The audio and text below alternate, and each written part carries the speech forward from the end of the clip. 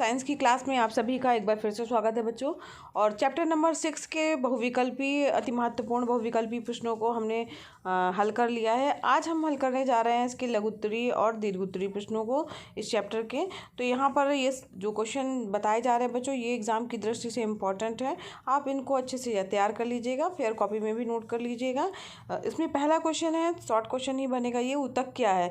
तो कोशिकाओं का ऐसा समूह जो बनावट व कार्य में समान होता है और एक ही तरह के कार्य को संपन्न करता है, ऊतक कहलाता है।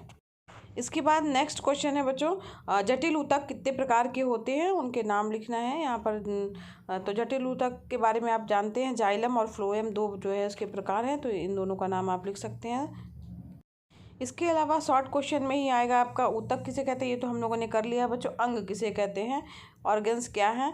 तो उच्च श्रेणी के जंतुओं तथा पौधों में विभिन्न प्रकार के जो ऊतक तंत्र मिलकर जो है अंग का निर्माण करते हैं, और अंग जो होते हैं वो अलग अलग निश्चित कार्य को करते हैं। अंग तंत्र क्या है, ऑर्गन सिस्टम क्या है, ये भी इंपॉर्टेंट क्वेश्चन है। तो विशेष कार्य करने वाले अंगों का जो समूह है वो अंग तंत्र कहलाता है। और पादप ऊतक की जो है वो डिफिनीशन लिखना है आपको, प्लांट टिश्यूज़ की। तो यहाँ पर पादप कोशिकाओं के ऐसे समूह जिनकी उत्पत्ति, रचना एवं कार्य जो है वो समान हो, पादप ऊतक जो है वो कहलाते हैं। इसके बाद बच्चों इस क्वेश्चन को नोट करिएगा, इंपॉर्टेंट क्वेश्चन है, जाइलम और फ्लोएम में अंतर लिखने के लिए। तो यहाँ पर जो है इन अंतर जो है आप ये लिख सकते हैं इस तरीके से। इसको आप फेयर कॉपी में नोट कर लीजिएगा, याद भी कर लीजिएगा, जाइलम और फ्लोएम में अंतर। तो यहाँ पर 4 अंतर जो है वो बताए गए हैं। अब बढ़ते हैं दीर्घोत्तरी प्रश्नों की ओर। तो दीर्घोत्तरी प्रश्नों में रेखित, अरेखित तथा हृदयक पेशियों में शरीर में स्थित कार्य और स्थान के आधार पर उसका अंतर स्पष्ट करना है। इन तीनों पेशी में क्या अंतर है? तो यहाँ पर ये इस तरीके से आप अंतर जो है इसका लिख सकते हैं। ये लॉन्ग क्वेश्चन के अंतर्गत आएगा क्वेश्चन। तो यहाँ पर जो है इस तरीके से आप इन क्वेश्चन का आंसर जो है लिख लीजिएगा, याद भी साथ ही बच्चों कर लीजिएगा। इसके बाद नेक्स्ट इंपॉर्टेंट क्वेश्चन है आपका, रक्त कणिकाओं के प्रकार एवं कार्यों का सचित्र वर्णन कीजिए। या तो फिर रक्त की संरचना का विस्तृत वर्णन करना है या रक्त कणिकाओं के नाम और कार्य को लिखना है। तो यहाँ पर जो है इस तरीके से जो है आप इस प्रश्न का में चित्र बनाते हुए विभिन्न प्रकार की रुधिर कणिकाओं के बारे में, जैसे लाल रक्त कणिकाएँ क्या हैं, ठीक है, क्या कार्य करती हैं, श्वेत रक्त कणिकाएँ WBC क्या हैं, ठीक है, रक्त पट्टिकाएँ जो है ब्लड प्लेटलेट्स क्या होते हैं, प्लाज्मा क्या होता है। तो इस प्रकार से इस प्रश्न का उत्तर जो है ये होगा, और इसको जो है लिख लीजिएगा। ये प्रश्न भी इम्पॉर्टेंट है बच्चों। नेक्स्ट इंपॉर्टेंट क्वेश्चन है बच्चों आपका, रक्त के कार्य लिखिए। तो ये क्वेश्चन बच्चों अक्सर एग्जाम में आ भी जाता है। तो रक्त के क्या कार्य हैं, फंक्शंस ऑफ ब्लड आपको लिखने हैं। तो यहाँ पर जो है फेफड़ों से ऊतकों तक ऑक्सीजन का परिवहन करने का काम करता है, साथ ही साथ कार्बन डाइऑक्साइड को विभिन्न ऊतकों से एकत्रित करके और फिर वापस उसका फेफड़ों तक जो है वो परिवहन करता है। हानिकारक पदार्थों को एकत्रित करके जो है हानि रहित बनाने के लिए यकृत में उसको भेजता है। विभिन्न प्रकार के उत्सर्जी पदार्थों को उत्सर्जन हेतु वृक्कों तक पहुँचाता है।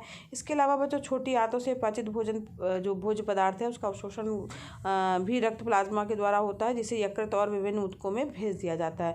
इसके अलावा विभिन्न प्रकार के हार्मोन्स को जो है के परिवहन का कार्य भी जो है वो रक्त करता है। और शरीर का जो तापमान है, तापक्रम है, उसको ऊष्मा वितरण द्वारा जो है वो नियंत्रित रखने का कार्य भी करता है।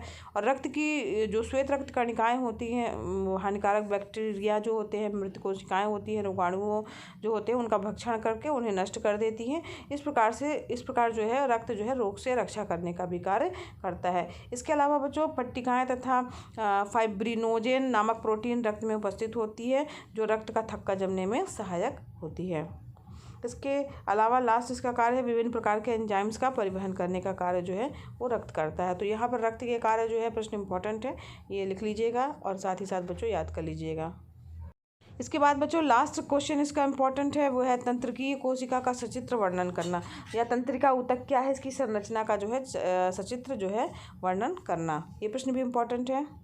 तो यहाँ पर बच्चों आप इसके बारे में लिखिएगा कि ये ऊतक सोचने, समझने, संवेदनाओं, उद्दीपन या बाह्य परिवर्तनों को ग्रहण करने की क्षमता रखता है और 2 प्रकार की कोशिकाओं से बना होता है। तंत्रिका ऊतक हो गया, ठीक है। इस प्रकार से इसका चित्र भी आपको बनाना है, तो यहाँ पर चित्र भी ध्यान रखिएगा।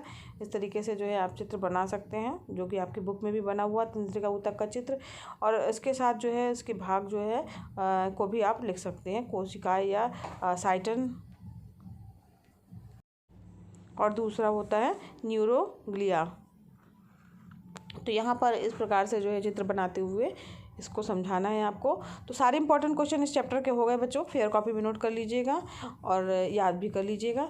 अगर वीडियो आपके लिए हेल्पफुल लगा हो तो वीडियो को जरूर लाइक कीजिएगा, चैनल पर नए हैं तो चैनल को सब्सक्राइब कीजिए बच्चों, और साथ ही बेल आइकन प्रेस कीजिएगा ताकि आपको नए वीडियो का सबसे पहले नोटिफिकेशन मिले। और प्लेलिस्ट को विजिट कीजिएगा, उसमें साइंस के ही वीडियो और डले हुए हैं जो आपके लिए हेल्पफुल हो सकते हैं। वीडियो क्लासेस फ्री हैं तो आप भी लाभ लीजिए, अपने फ्रेंड्स को भी शेयर कीजिए ताकि वो भी इसका लाभ ले सकें। धन्यवाद बच्चों, मिलते हैं नेक्स्ट वीडियो में।